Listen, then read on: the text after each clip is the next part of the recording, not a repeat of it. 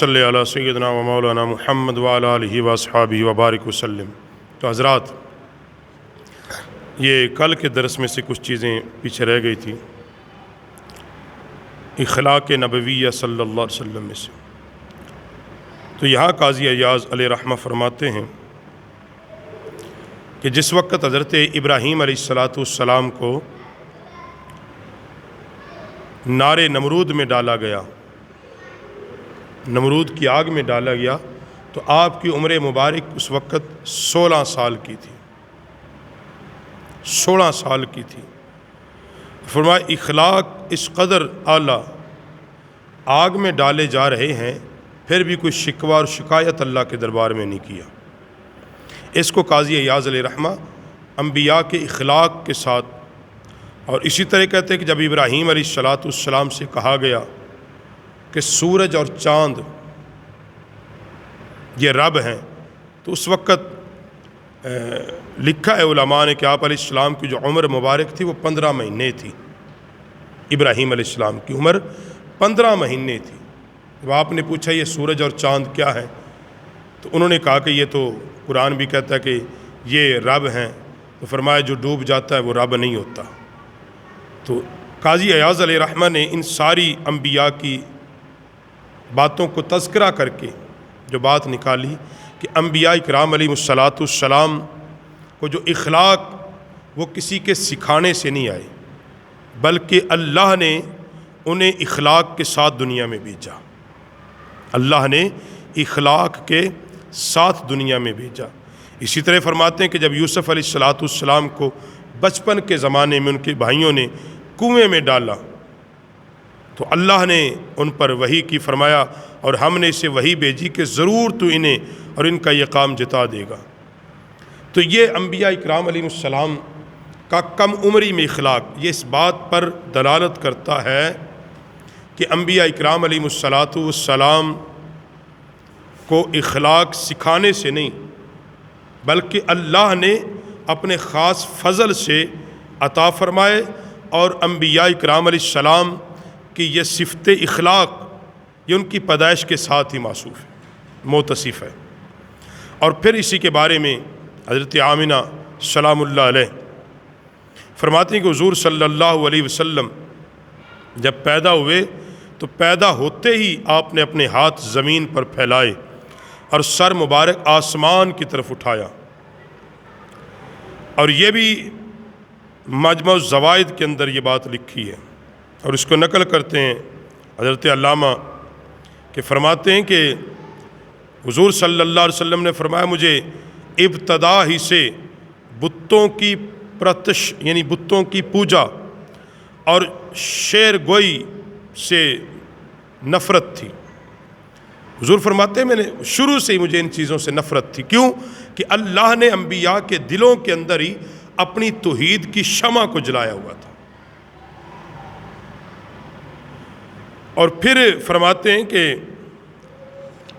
اللہ نے اپنے محبوب بندوں، اللہ نے اپنے نبیوں کے دلوں کو اپنے عرفان اور معرفت سے منور کیا ہوا ہے۔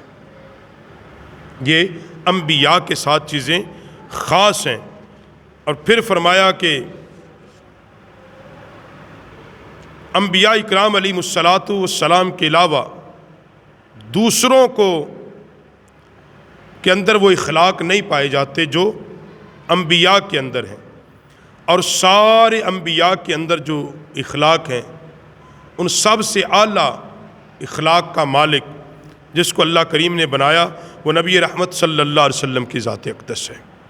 اور اسی لیے حضرت سعد بن وقاص رضی اللہ تعالی عنہما حضور سے روایت کرتے کہ آپ صلی اللہ علیہ وسلم نے فرمایا ہر خصلت پر مومن کی تخلیق ہوتی ہے مگر خیانت کذب پر، کہ انسان کا خود کسی پر عمل ہے۔ اللہ رب العالمین تو تخلیق کر دیتا ہے کسی نہ کسی خصلت پر بندہ مومن، مگر ایسی خصلتیں یعنی جھوٹ اور خیانت اللہ اس میں نہیں ڈالتا، یہ انسان اپنے عمل سے ہی اس میں پیدا کرتا ہے۔ اور حضرت عمر بن خطاب کہتے ہیں کہ فرمایا کہ شجاعت اور بزدلی یہ دونوں پیدائشی ہیں، ان کو اللہ تعالیٰ جہاں چاہتا ہے رکھ دیتا ہے، یہ اللہ کے اختیار میں ہے۔ شجاعت، بہت کچھ لوگ بڑے دلیر اور جرت مند ہوتے ہیں اسلام کے معاملے میں، اور اللہ پھر اس کو رکھتا بھی ایسے ہی بندے کے دل میں ہے جو اس کا صحیح استعمال کر سکتا ہو۔ تو جملہ اخلاق اور اوصاف حمیدہ جو ہیں، نبی علیہ السلام کا اخلاق کیا ہے؟ آپ علیہ السلام کا اخلاق کی چند مثالیں میں نے کل بھی عرض گزار کر دی تھی کہ آپ کا اخلاق تو یہ ہے کہ آپ مسجد کے اندر ٹیک لگا کے بیٹھے ہوئے ہیں اور کفار مکہ طعن و تشیع کرتے ہیں، مگر آپ پھر بھی ان کو اللہ کے دین کی دعوت دیتے ہیں۔ طائف کے اندر لوگوں نے پتھر مارے، مگر اخلاق کیا ہے؟ دعا کی اللہ تو ان کو ہدایت عطا فرما دے۔ یہ حضور سید عالم کے اخلاق حمیدہ ہیں، اوصاف حمیدہ ہیں۔ اسی لیے نبی کریم صلی اللہ علیہ وسلم نے فرمایا مجھے سب سے زیادہ ستایا گیا، مجھے سب سے زیادہ ستایا گیا۔ اور آقا علیہ السلام کا اخلاق حمیدہ کیا ہے؟ کہ آپ بیواؤں کے ساتھ اس نے سلوک کرنے والے ہیں، کمزوروں کا بوجھ اٹھانے والے ہیں۔ جس وقت حضرت ختیجۃ الکبریٰ رضی اللہ تعالیٰ عنہ نبی علیہ السلام پر وحی کا نزول ہوتا ہے تو بطور تسلی کہ حضرت ختیجہ پاک نے حضور سے کی بارگاہ میں جو ارشاد فرمایا، حضور کی بارگاہ میں جو عرض گزاری کی تھی وہ کیا تھے؟ ان کے یہ جملے تھے کہ اللہ ہرگز ہرگز آپ کو کمزور نہیں کرے گا، کیونکہ آپ کمزوروں کا وزن اٹھانے والے ہیں، آپ کمزوروں کا وزن اٹھانے والے، بیواؤں کا سہارا بننے والے ہیں، لوگوں کو ہدایت کا راستہ دکھانے والے ہیں، اور آپ کے ذریعے اللہ لوگوں کو ہدایت دے گا۔ اس اعلیٰ اخلاق سیرت کردار کا مالک میرا محبوب ہے، اس لیے اللہ نے فرمایا وَإِنَّكَ لَعَلَىٰ خُلُقٍ عَظِيمٍ۔ محبوب ہم نے آپ کے خلق کو عظیم سے عظیم تر بنایا۔ مطلب کیا ہے؟ نبی علیہ السلام نے جو کام جس وقت جس حال جس زمانے میں کیا، ہر وہ کام جو حضور علیہ السلام نے اپنے دست رحمت سے کیا ہے، حضور کا اخلاق ہے۔ اور اگر آج بھی مسلمان وہ کام کرے اور حضور کے اس اخلاق حمیدہ کو اپنائے، حضور کا اخلاق ہی حضور کا طریقہ ہے۔ اور حضور کا اخلاق کیا ہے؟ حضرت اماں عائشہ الصدیقہ کی حدیث جو کل کے درس میں بیان ہوئی کہ اللہ کا قرآن ہی میرے نبی کا اخلاق ہے۔ اس لیے اگر کوئی ایسی بات کوئی گھڑ کے لائے نبی کے اخلاق کے بارے میں جو اللہ کے قرآن سے متصادم ہو، تو گویا کہ وہ نبی کے اخلاق سے بھی متصادم ہوگی۔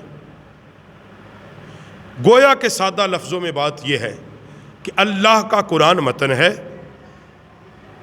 اور اس کی تفسیر اور تشریح زبان مصطفیٰ، کردار مصطفیٰ، افکار مصطفیٰ، سیرت مصطفیٰ اور کردار مصطفیٰ صلی اللہ علیہ وسلم۔